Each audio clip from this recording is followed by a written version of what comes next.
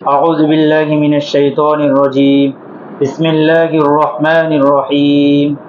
يا أيها الناس اعبدوا ربكم الذي خلقكم والذين من قبلكم لعلكم تتقون الذي جعل لكم الأرض فراشا والسماء بناء وأنزل من السماء ماء فأخرج به من الثمرات رزقا لكم فلا تجعلوا لله أندادا وأنتم تعلمون. صدق اللہ العلی العظیم.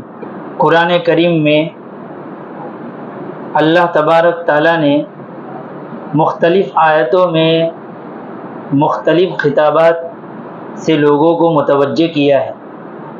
کبھی تو اللہ تبارک تعالیٰ نے قرآن کریم میں یا ایھا النبی، اے نبی جی، اور پھر اللہ تبارک تعالیٰ نے کوئی حکم دیا.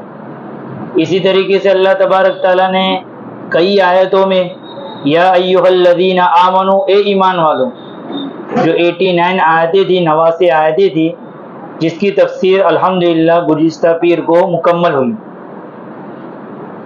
اب جو ہے ان آیتوں کی تفسیر شروع کی جا رہی ہے کہ جن میں اللہ تبارک تعالیٰ نے پوری انسانیت کو مخاطب کیا ہے. ایسے تو قرآن تو پوری امت کے لیے ہے، تمام انسانوں کے لیے ہے، چاہے مسلمان ہو چاہے کافر ہو، لیکن خاص طور پر کچھ باتیں ایسی ہیں کہ جس میں اللہ تبارک تعالیٰ نے ان کو متوجہ کیا کہ یا ایھا الناس. اس میں مسلمان بھی داخل ہے، غیر مسلم بھی داخل ہے، ہر قسم کا طبقہ اس کے اندر داخل ہے.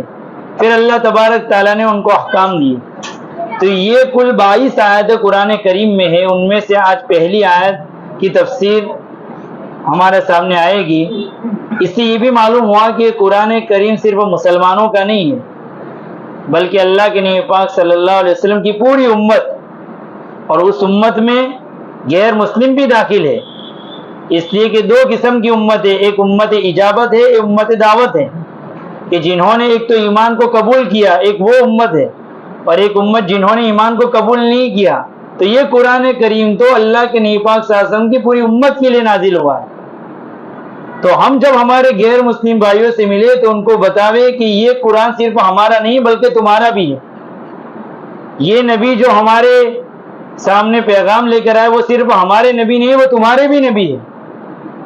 کیونکہ جب وہ پوچھے کہ کیسے، تو یہ دلیل ہے کہ 22 مرتبہ اللہ تبارک تعالیٰ نے ہم سب کو ایک ساتھ مخاطب کر کے کچھ باتیں بتائی ہیں.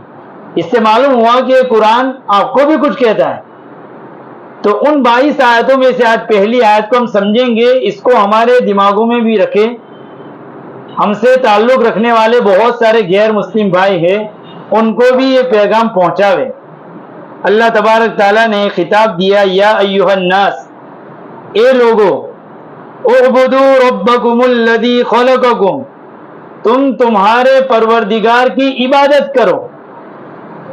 اب یہاں پر اس بات کو سمجھنے سے پہلے تھوڑی اوپر کی آیت کی ایک بات سمجھ لو. اللہ تبارک تعالیٰ نے سورہ بقرہ کی 20 آیتوں میں، یہ جو آیت تلاوت کی ہے وہ سورہ بقرہ کی 21 اور 22 نمبر کی آیت ہے. تو 20 آیتوں میں اللہ تبارک تعالیٰ نے انسانوں کی 3 قسم بیان کی ہے. ایک تو وہ ایمان والے، ایک تو ایمان والے، دوسرے نمبر پر پکے کافر، اور تیسرے نمبر پر منافق کا گروہ. یہ 3 طبقوں کا اوپر ذکر ہوا ہے. اب یہ تینوں لوگوں کو اللہ تبارک تعالیٰ مخاطب بنا رہے ہیں کہ یا ایھا الناس. تو اس میں کافر بھی ہے، منافق بھی ہے، اور جو پکے ایمان والے وہ بھی ہے. یا ایھا الناس، اے لوگو، تم تمہارے پروردگار کی عبادت کرو. عبادت سے مراد جب کافر کو کہا جائے گا تو توحید لے آؤ، اللہ کو ایک مانو. منافق کے سامنے جب یہ آیت ہوگی تو تم تمہارے پروردگار کی اخلاص سے عبادت کرو، نفاق دل میں رکھتے ہوئے عبادت مت کرو. ایمان والے کو جب کہا جائے گا تو جو ایمان کا درجہ ہے اس میں آگے ترقی کرنے کی بات ہوگی، تم تمہارے رب کی صحیح معنوں میں عبادت کرو. تو یا ایھا الناس اعبدوا، کیوں تمہارے پروردگار کی عبادت کرنی ہے؟ اس کی دلیل ساتھ میں ہی ہے. تمہارا پروردگار، دیکھو اللہ نے ایسا نہیں کہا کہ تم تمہارے اللہ کی عبادت کرو. اللہ کا لفظ استعمال نہیں کیا ہے، رب کا لفظ استعمال کیا ہے. رب کہتے ہیں جو ہماری تربیت کرتا ہے، بچپن سے لے کے جو یہاں تک ہم کو پہنچا ہے جس نے، وہ ہمارا اللہ ہے جو ہماری تربیت کرتا ہے, کھانے پینے کا انتظام کرتا ہے. جو وہ کرے گا وہی عبادت کے لائق ہوگا. تو ربکم الذی, تم تمہارے پروردگار کی عبادت کرو کہ جس نے تم کو بھی پیدا کیا. الذی خلقکم, تو جو خالق ہوگا وہی عبادت کے لائق ہوگا. الذی خلقکم, تم کو بھی پیدا کیا. والذین من قبلکم, اور تم سے پہلے جو گزرے ہیں ان کو بھی کس نے پیدا کیا؟ اللہ نے پیدا کیا. تو سب کو پیدا کرنے والا جب اللہ ہے تو عبادت بھی کس کی ہونی چاہیے؟ اللہ کی ہونی چاہیے. دیکھو اللہ تبارک تعالیٰ نے اس میں ایسا نہیں کہا کہ تمہارے بعد والوں کو بھی اللہ پیدا کرے گا, یہ لفظ نہیں استعمال کیا. کیوں؟ اس لیے کہ یہ امت جو ہے وہ آخری امت ہے, تو تم سے پہلی امتوں کو تو پیدا کیا, اب تمہارے بعد کوئی امت پیدا ہونے والی نہیں ہے. اس لیے کہ نبی بھی آخری اور یہ نبی کی امت بھی آخری ہے. اس سے یہ بھی معلوم ہوا کہ اللہ کے نبی پاک صلی اللہ علیہ وسلم خاتم النبیین ہے.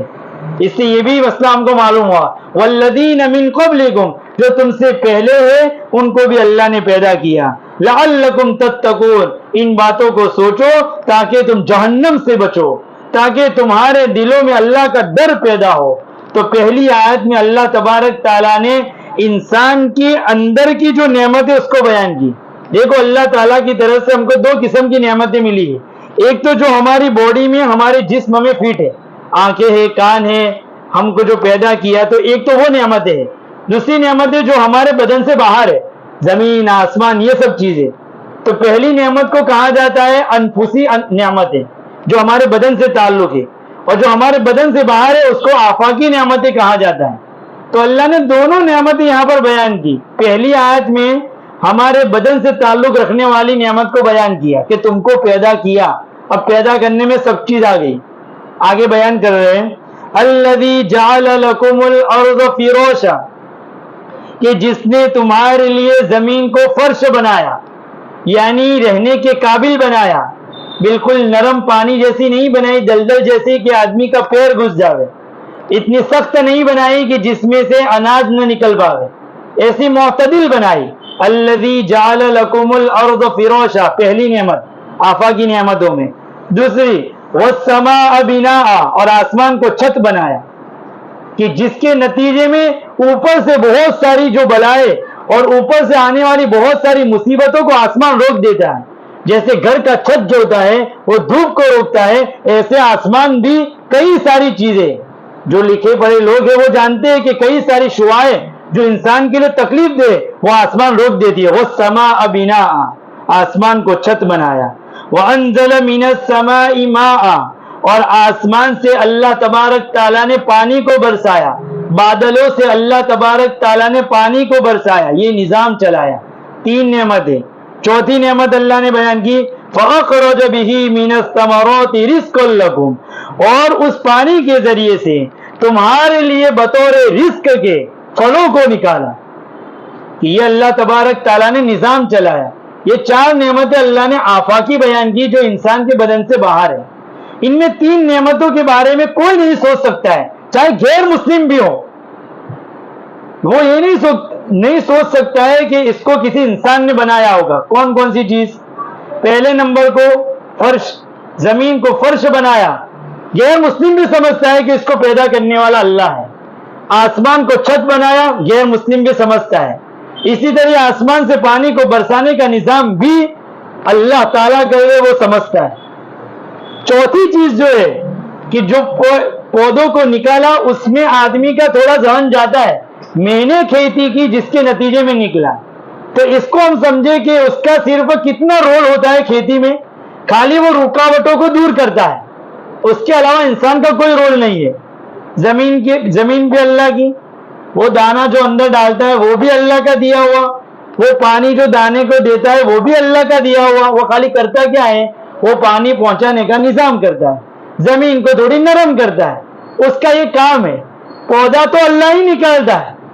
فَأَخْرَجَ بِهِ مِنَ الثَّمَرَاتِ رِزْقًا لَكُمْ, تو ان غیر مسلموں کو, ان کافروں کو بتایا جا رہا ہے کہ نعمتوں میں غور و فکر کرو اور اللہ کے ساتھ کسی کو شریک مت ٹھہراؤ. فَلَا تَجْعَلُوا لِلَّهِ أَنْدَادًا, بس تم اللہ کے لیے شریک کیوں ٹھہراتے ہو, شریک کیوں بناتے ہو؟ یہ غیر مسلم اور ایمان سے دور جو لوگ ہیں ان کو مخاطب کر کے اللہ تعالیٰ سمجھا رہے ہیں کہ تم اللہ کے علاوہ دوسروں کو شریک کیوں بناتے ہو. فَلَا تَجْعَلُوا لِلَّهِ أَنْدَادًا وَأَنْتُمْ تَعْلَمُونَ. حالانکہ تم سمجھتے ہو کہ یہ سب کچھ کرنے والی ذات اللہ کی ہے تو عبادت بھی صرف اللہ کی ہونی چاہیے. تو اس میں اللہ تبارک تعالیٰ نے پوری انسانیت کو مخاطب کر کے توحید کی تعلیم دی ہے کہ اللہ ایک ہے اور وہی عبادت کے لائق ہے. اس آیت کا یہ پیغام ہے. ہم خود بھی صحیح معنوں میں توحید پر آ جاوے, چھوٹی چھوٹی چیزوں میں دوسری طرف ذہن نہیں جانے چاہیے. یہ بیمار ہوا تو اس کی وجہ سے ہوا, سبب ہے وہ, لیکن ہماری نظر تو ہونی چاہیے اللہ کی ذات کی طرف کہ کرنے دھرنے والی ذات صرف اللہ کی اور اللہ ہی کی ہے. تو اس کے ذریعے سے ہم کو توحید کی تعلیم دی گئی. اللہ تبارک تعالیٰ صحیح معنوں میں ہمیں توحید پر زندگی گزارنے کی توفیق عطا فرماوے. آمین. وآخر دعوانا ان الحمد للہ رب العالمین.